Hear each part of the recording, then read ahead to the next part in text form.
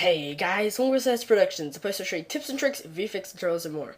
I'm Micah, and today I'm going to be showing you guys how to make 2D animations inside Cinema 4D. So this is what we're going to be making today. Super trippy 2D animation. So the cool thing about this is that this would, for this to look super liquidy, if you were trying to make this in After Effects, that would take forever, be way more complicated. I made this in like 5 minutes just from experimenting. So that's what we're going to be making today. So this is the project file. Show you real quick. Looks super cool. And I want to point out something real quick, is that I actually noticed this. When I first made this was my first, or one of my first ever 2D animations that I made in Cinema 4D. But as you can see, you can kind of see these points. It doesn't look as smooth. Like this doesn't look as smooth. But it looks a lot smoother in here. And I found out it's because my segments, I had it down to 24. So as you can see, it doesn't look as smooth like this. See, they're kind of, you can see like the points. Like if I turn this down a lot, you can see what I kind of mean. Or it'd be like that, and it wouldn't look as smooth. So I suggest changing that to 50. For actually, I should be getting into the tutorial before I start talking about that. So I'm gonna make a new project file. I'm just going to set the settings. Just normal stuff. All right. Cool. So what you're going to do is put down a sphere. I'm just going to move it up to about 150. Maybe scale it down a little bit. And then what you're going to do is put on Formula and just drag it up so that the blue cube, just to make sure the sphere is inside that blue cube. And then you're going to drag Formula and put it below the sphere. And as you can already see, it's already started to take effect. It looks super cool already. And if you want to go up and down like this, then you can do that. Or if you want it to go different directions, like I'm going to have it going back and forth like that. But you can also have it going this way. So it's just going back and forth, but on that direction. So yeah, I'm just going to keep it going this way. And also, I'm going to go to the sphere and then turn up the segments so it'll be smoother, like I was talking about earlier. Alright, so we already got that done. Cool, so I'm just going to pause this. I'm going to change this to like 25 frames, because we don't need that many. Or maybe a 30. Let's see, is that loop better? Ooh, yeah, that loop's much better. Alright, cool. So, now what I'm going to do is I'm just going to hide this real quick, and I'm going to drag on another sphere. I'm going to just drag it up 150, and I'm going to scale this one down a lot. Let's see. Yeah, that looks good. And then I'm going to go up to MoGraph and click on Cloner, and then I'm going to drag the sphere under the cloner. And that'll make these other 3 spheres. And then I'm just going to go to the cloner and move it up. And then what I'm going to do is go to Object, go to Mode, and then hit Radial.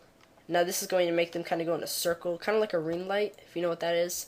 I'm going to drag out the radius. Let's see. Let's unhide this. There we go. Let's see. How far do I want it to be? Honestly, that does not look bad. Actually, I really like that. I'm going to go real quick to the other one. See, how many did I have? I had 12. Alright. So then I'm assuming 12. Oh, I already had that. Cool. That already worked out. I'm gonna move this down like 170. Alright, that looks cool.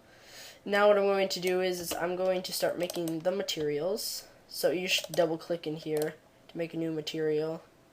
I'm just gonna delete this one because I don't need it yet.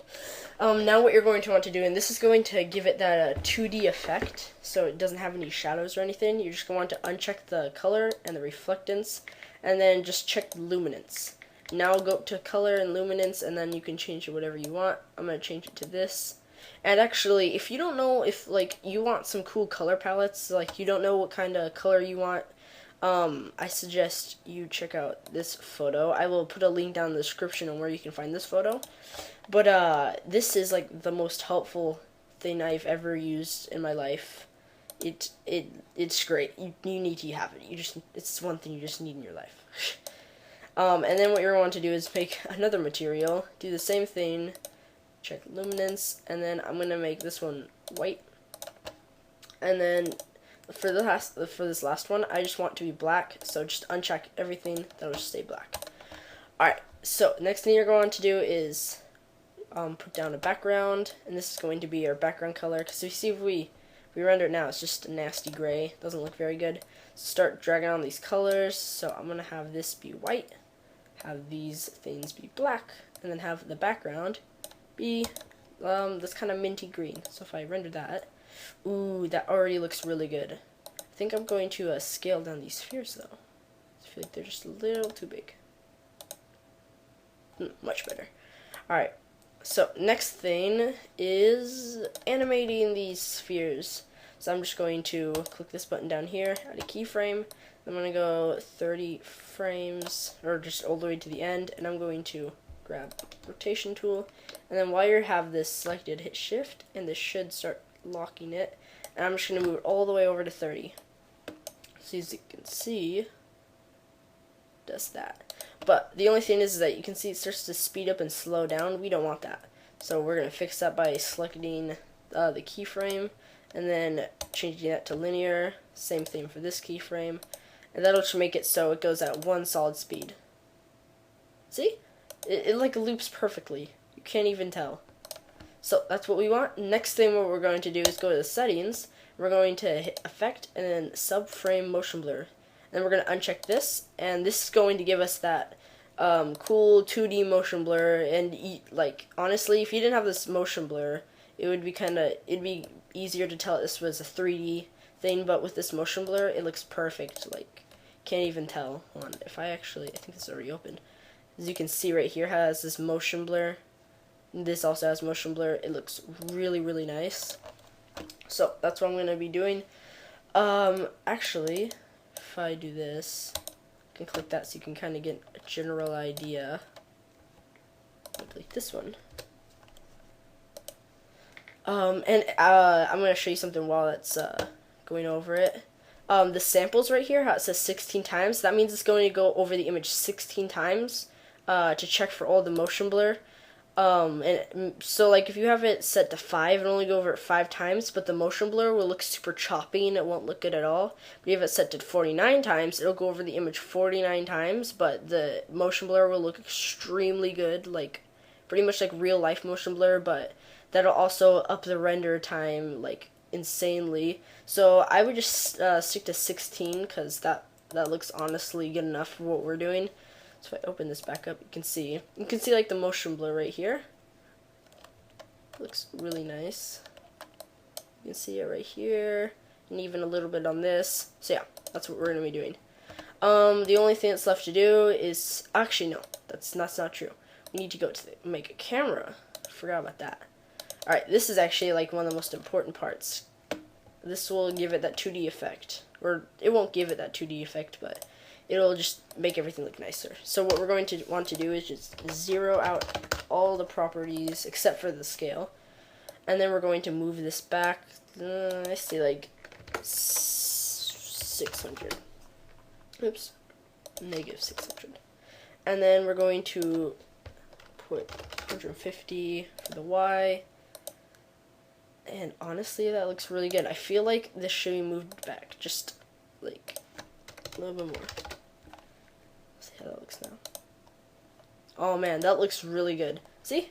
Now everything's all cool and flat. And if you want to get a little more tricky on things, make it look even cooler actually. And I actually didn't do this for the video, but I thought this is actually like really fun to do.